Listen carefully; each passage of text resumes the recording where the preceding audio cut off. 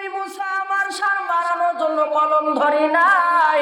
আল্লাহর কসম করে বলি, আপনার শান বাড়ানোর জন্য যখন মুহাম্মাদের উপর আমি কলম ধরেছি, কলমটা ধরতে দেরি হয়েছে, আমার আল্লাহ বৈশা বানাইতে দেরি হয় নাই। বলেন আল্লাহু আকবার।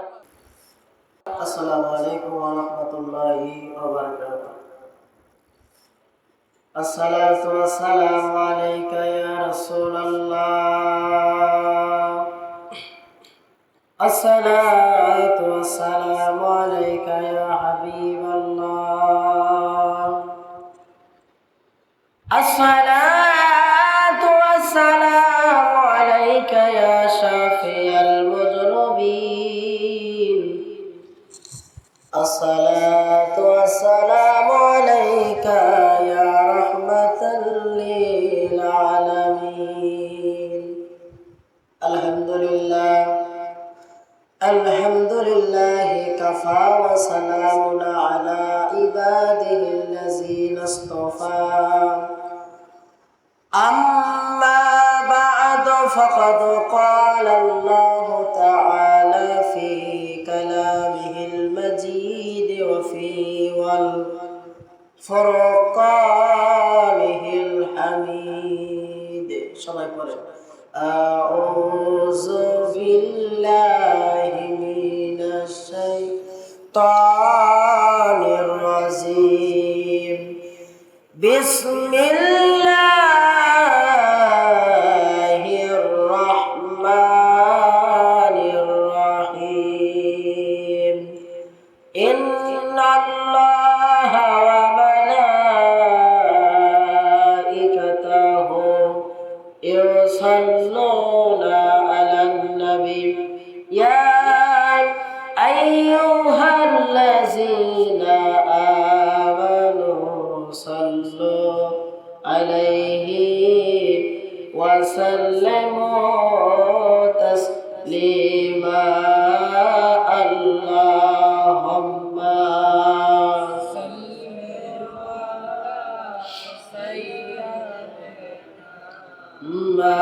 مولانا محمد وعلى آله.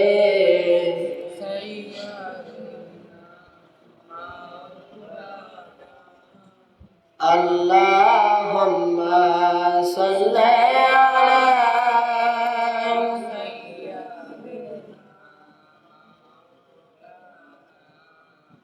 وعلى آل سيدنا.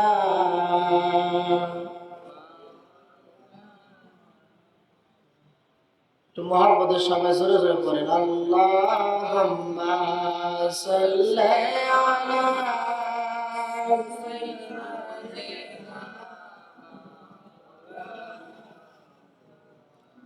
وعلى آل سيدنا.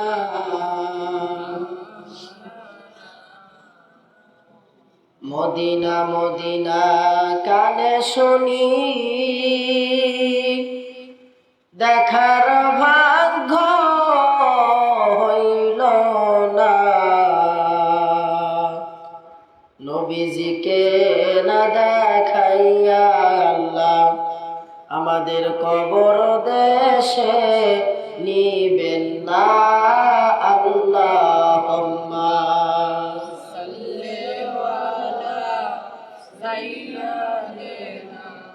মাওলানা মুহাম্মদ ওয়া আলা আলিহি।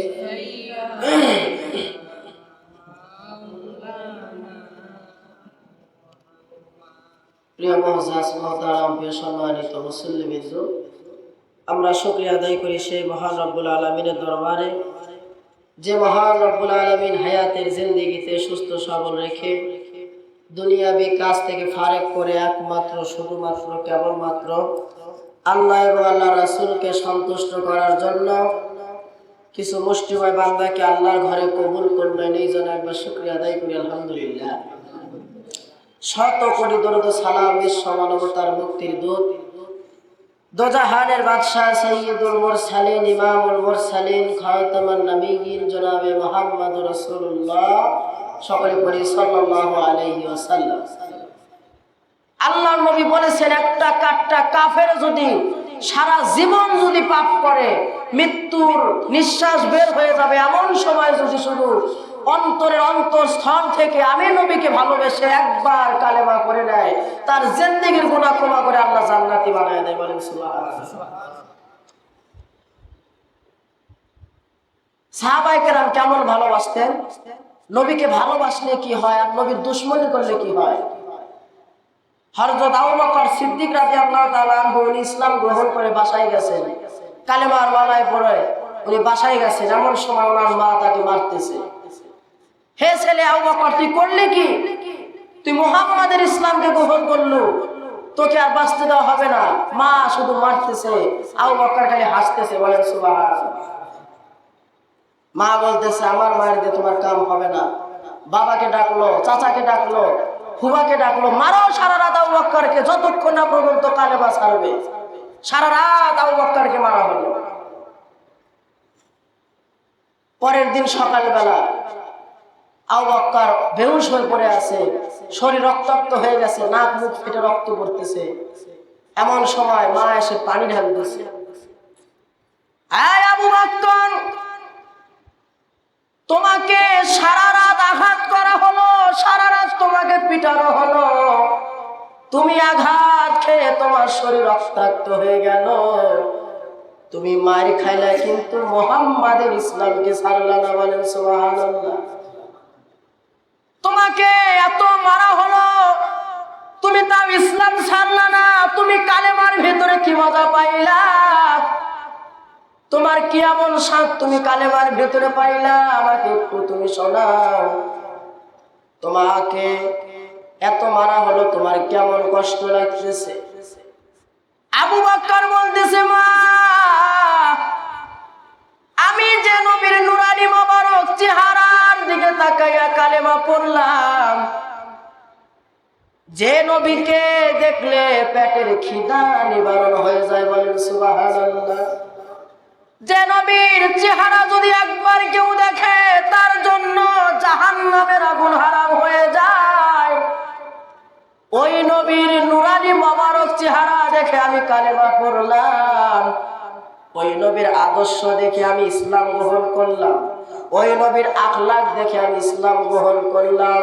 ও মা, তুমি আমার ব্যথার কথা জিজ্ঞাসা করো না, তুমি খোঁজ নিয়ে দেখো রহমতের নবী দোজাহানের বাদশা মুহাম্মদুর রাসূলুল্লাহ সাল্লাল্লাহু আলাইহি ওয়াসাল্লাম কেমন আছে। বলেন সুবহানাল্লাহ। দেখেন কি ভালোবাসা, নিজের শরীর রক্তাক্ত হয়ে গেছে, তাও বলতেছে আমার খোঁজ তুমি নিও না, তুমি খোঁজ নিয়ে আসো আমার নবী কেমন আছে, আমার নবী ভালো থাকলে আমি ভালো থাকবো। বলেন সুবহানাল্লাহ। এটাই ছিল নবীর ভালোবাসা, এটাই ছিল নবীর প্রেম। মুসা আলাইহিস সালামের জামানায় একজন হাফেজ সাহেব ছিল। কি সাহেব? হাফেজ সাহেব। কি সাহেব? আমাদের কোরআনের হাফেজ আছে না অনেক। আল্লাহ ডাক দিছে, মুসা চলে যাও, চলে যাও, তোমার হাফেজ সাহেব আবুল হারেসার বাড়িতে চলে যাও, তাকে দাওয়াত করে তোমার বাড়িতে নিয়ে আসো। কোথায় নিয়ে আসো? তাকে দাওয়াত করে মুসা নবীর বাড়িতে আনার জন্য হুকুম দিচ্ছেন। মনোযোগ দিয়ে বুঝবে, না খেয়ে নবীর দুশ্মনী করলে কি হয়। আল্লাহর হুকুম পেয়ে মুসা আলাইহিস সালাম চলে গেলেন। আবুল হারেসাকে ডাকে, আবুল হারেসা বাড়িতে আসো, আবুল হারেসা বাড়িতে আসো।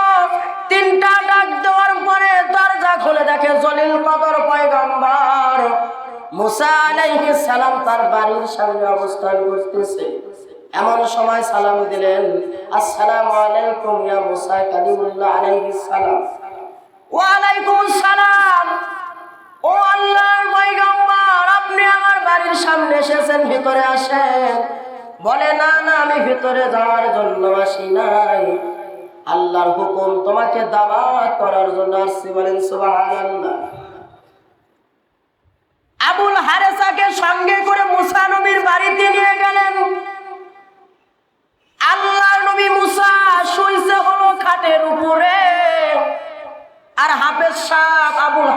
শুইছে হলো মাটির উপরে। আল্লাহ ডাক দিছে, হে মুসা, কামটা করলা কি? তোমার তাওরাত কিতাবের হাফেজ আবুল হারেসাকে রাখলা হলো মাটিতে, আর তুমি শুইলা হলো খাটের উপরে। এটা আমি আল্লাহর পছন্দ হলো না। অদয়ার সাগর আল্লাহ, আমি তো সময় নাই, নিজের ইচ্ছায় সে মাটিতে শুইছে। আল্লাহ, আমার কোনো দোষ নাই। এমন সময় আল্লাহ বলতেছে, হে মুসা, তোমার হাফেজ আবুল হারেসাকে খাটির উপর রাখিয়া তুমি আসো তুর পাহাড়ে। আজকে তোমার সাথে কিছু প্রেমের আলাপ আছে, বলেন সুবহানাল্লাহ। এমন সময় মুসা আলাইহিস সালাম আবুল হারেসাকে খাটের উপর রাখিয়া চললেন হলো তুর পাহাড়ে। কোথায় চললেন? তুর পাহাড়ে। মাঝ রাস্তায় যাওয়ার সঙ্গে সঙ্গে আল্লাহ বলতেছে, বেরেক হয়ে যাও মুসা। আল্লাহ বললেন, আল্লাহ আপনি বললেন আবুল হারেসাকে দাওয়াত করার জন্য, আমি আবুল হারেসাকে দাওয়াত করে নিয়ে আসলাম আমার বাড়িতে। আমি শুনলাম হলো খাটের উপরে, আবুল হারেসা শুইল হলো মাটির উপরে। আপনার পছন্দ হইল না। আবার বলতেছেন চলে যাও বাড়িতে, কি ব্যাপার? এবার আল্লাহ বলতেছে, মুসা তোমার বাড়িতে একটা ঘটনা ঘটে গেছে, তুমি দেখো যাইয়া। এমন সময় মুসা আলাইহিস সালাম যখন বাড়িতে রওনা দিল, আসার পরে দেখে বাড়ির দরজা বন্ধ। কি বন্ধ? বাড়ির দরজা বন্ধ। আবুল হারেসা দরজা খোলো, আবুল হারেসা দরজা খোলো।